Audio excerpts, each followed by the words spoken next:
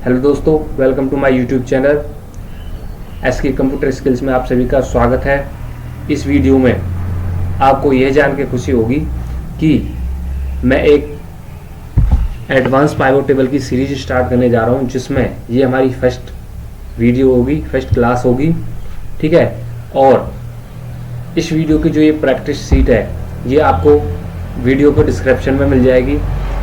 उम्मीद करता हूँ आप इस वीडियो में लास्ट तक जुड़े रहेंगे। तो चलिए दोस्तों, बिना देरी के इस वीडियो को स्टार्ट करते हैं। सबसे पहले आपको इस तरह का कुछ डेटा दिखाई देता है। अभी ये मैंने ज़रूरत के हिसाब से लिया है डेटा। आप चाहें तो इस डेटा को बढ़ा भी ले सकते हैं, उस हिसाब से आप पाइवट टेबल में चीज़ों को समराइज कर सकते हैं।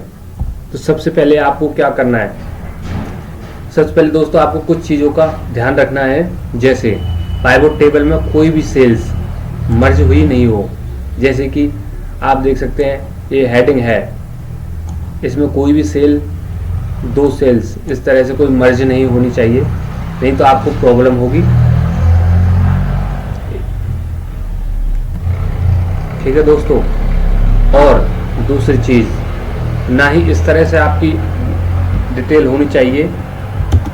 जैसे कि मान लीजिए आपकी फर्स्ट लाइन है और सेकंड लाइन में ये हेडिंग है, लेकिन फर्स्ट लाइन में आपका कुछ मर्ज हो इस तरह से, तो इस तरह का भी डेटा आपके पास नहीं होना चाहिए। तब भी आपको पाइवट टेबल में डेटा को समराइज करने में, फिल्टर करने में प्रॉब्लम हो सकती है।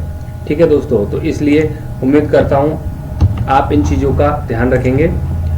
तो बिना देरी के हम वीडियो में आगे बढ़ते हैं। सबसे पहले आपको क्या करना है, पाइवट टेबल क्रिएट करने के लिए सबसे पहले आपको डेटा में कहीं भी क्लिक कर लेना है और कंट्रोल के साथ ए प्रेस करना है, जिससे क्या होगा, आपका पूरा डेटा सिलेक्ट हो जाएगा। अब डेटा सिलेक्ट होने के बाद आप इंसर्ट में जाएंगे। इंसर्ट टैब में जाने के बाद आपको यहाँ पे पाइवट टेबल का ऑप्शन दिखाई देगा। इस पाइवट टेबल के ऑप्शन में जाके क्लिक करना है और यहाँ पे फ्रॉम रेंज का दिख रहा ऑप्शन, एक एक्सटर्नल डेटा सोर्स दिख रहा है। एक्सटर्नल डेटा सोर्स का मतलब होता है आप कहीं और से डेटा को उठाना चाह रहे हैं। ये एक थोड़ा एडवांस लेवल का टॉपिक हो जाता है, तो इसके बारे में हम बाद में बात करेंगे। तो फिलहाल हम फ्रॉम टेबल रेंज को सिलेक्ट कर लेते हैं। ठीक है दोस्तों, इस पर हम क्लिक करेंगे तो आपके सामने इस तरह का डायलॉग बॉक्स ओपन हो जाता है। इस डायलॉग बॉक्स में आपको दो चीज़ें दिखाई दे रही हैं, एक तो न्यू वर्कशीट और दूसरा है एग्जिस्टिंग वर्कशीट। न्यू वर्कशीट का मतलब है कि आपको इस वाले डेटा में जो आपको सामने है इसमें नई वर्किंग करनी है, यानी कि जो पाइवट टेबल है वो नई वर्कशीट में ओपन करनी है। और एग्जिस्टिंग का मतलब आप समझ गए होंगे कि इसी एग्जिस्टिंग वर्कशीट में पाइवट टेबल क्रिएट हो जाए। जैसे कि अभी ये डेटा छोटा है तो इसके साइड में हमारे पास यहाँ पे स्पेस है, समझ रहे हो, इस तरह से स्पेस है, तो यहाँ पे हम क्रिएट कर सकते हैं। ठीक है, तो ठीक है, आगे बढ़ते हैं। न्यू वर्कशीट कर लेंगे हम। अभी जैसे कि मेरा हट गया तो दोबारा से मैं सिलेक्ट कर लेता हूँ, कंट्रोल ए करा मैंने, इंसर्ट में गया, इंसर्ट में पाइवट टेबल से उसके बाद फ्रॉम टेबल रेंज एंड इस तरह से, और मैंने न्यू वर्कशीट सिलेक्ट कर रखा है एंड ओके कर देंगे। अब आपके सामने इस तरह से पाइवट टेबल ओपन हो जाएगी। अब चीज़ें दोस्तों, अगर आपने इस पाइवट टेबल के बाहर क्लिक कर दिया तो जो ये इसका डेटा है, मतलब जो टेबल थी, ये फील्ड है, जो गायब हो जाएंगे। अब आपको क्या करना है, अगर ऐसी सिचुएशन आपके सामने आए तो आपको यहाँ पे क्लिक करना है, आपके सामने फिर से जो फील्ड्स हैं वो ओपन हो जाएंगे। अब सबसे इम्पोर्टेंट चीज़ ये है कि इस फील्ड में डेटा को हमें समराइज करने के लिए किस तरह से करें। रो में डेटा, कौन से डेटा को रो में ले जाना है, कौन से को कॉलम में, और किसको है वैल्यू में लाना है। तो ये चीज़ जो इम्पोर्टेंट चीज़ है, सबसे पहले हमें देखना है कि हमें किस चीज़ पे फिल्टर लगाना है, किस चीज़ वाइज, किस चीज़ के अकॉर्डिंग हमें डेटा को समराइज करना है। ठीक है, तो हमने चाहिए कि डिपार्टमेंट वाइज हमारा डेटा आ जाए। ठीक है, तो हमने सेलेक्ट कर लिया। सबसे पहले डिपार्टमेंट को यहाँ पे राइट क्लिक करा और यहाँ पे रो में ले जाएंगे हम इसको।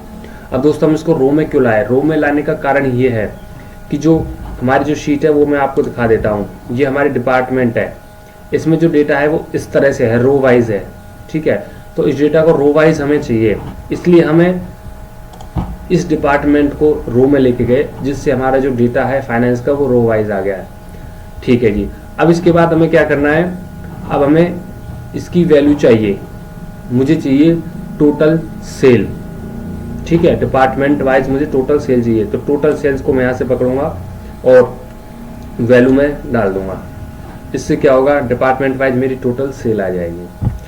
ठीक है दोस्तों, अब देखिए होता क्या है, कभी कभी अगर आप कर रहे हो कुछ गलती हो जाती है तो आपके सामने ये फील्ड्स हैं, यहाँ पे या तो काउंट लिखा आ जाता है, ठीक है, तो आप सोचोगे यार ये तो पता नहीं क्या आ गया, तो आपको टेंशन नहीं लेनी है। आपको क्या करना है, या तो ये जो आपका काउंट ऑफ टोटल सेल लिख रहा है इस पर डबल क्लिक करना है और सम को सिलेक्ट करके ओके कर देना है, तो आपकी फिर से वही चीज़ आ जाएंगी।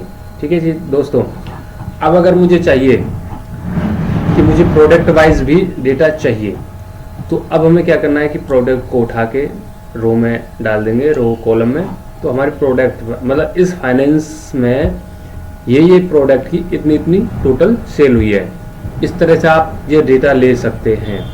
ठीक है, इसके अलावा आपको कुछ और भी चाहिए, जैसे कि टोटल कितना सेल हुआ हमारा, वो भी हम इसमें पुट कर देंगे।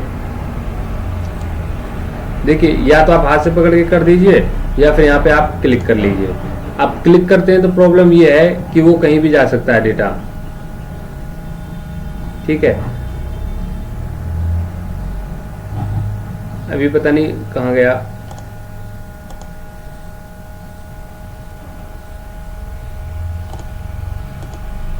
ये इसमें आ गया, वैल्यू में आ गया। ठीक है, कोई नहीं, ठीक है। तो इस हिसाब से अब हमारे फाइनेंस में और प्रोडक्ट वाइज जो है यूनिट सोल्ड भी आ गई है। तो इस तरह से हम जो है डेटा को समराइज कर सकते हैं अपने अकॉर्डिंग। अब चाहो तो आप इसमें से कुछ चीज़ें हटा भी सकते हो। ठीक है, अब आपको चाहिए नहीं, मुझे सिर्फ HR वाइज चाहिए डेटा को, मुझे सिर्फ HR का डेटा चाहिए, तो मैं ओके किया और HR का जो डेटा है वो इस तरह से आ गया, यानी कि HR में जितने प्रोडक्ट सेल हुए ABC उसकी टोटल सेल्स आ रही है और यूनिट कितनी सोल्ड हुई है वो भी आ रही है। अब आपको चाहिए, मुझे प्राइस भी चाहिए, तो आप प्राइस पे भी क्लिक कर सकते हैं। ठीक है, तो इस तरह से आपकी प्राइस भी आ गई। और ये ध्यान रखना आपका सम आना चाहिए डेटा में। इस तरह से आपकी टोटल सेल्स है, टोटल प्राइस है, टोटल यहाँ पे ये ग्रैंड टोटल हो गया टोटल सारा, और ये प्रोडक्ट वाइज HR वाइज भी है, और ये यहाँ पे ग्रैंड टोटल।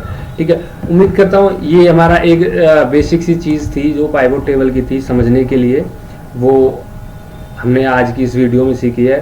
उम्मीद करता हूँ इतना आपको बहुत बेहतरीन तरीके से समझ आ गया होगा। अब अगली वीडियो में हम मिलते हैं और कुछ एडवांस चीज़ के साथ मिलते हैं नेक्स्ट वीडियो में। तो दोस्तों, उम्मीद करता हूँ कि आपको ये वीडियो पसंद आई है, तो प्लीज़ लाइक करिए और हमारे चैनल को सब्सक्राइब कीजिए।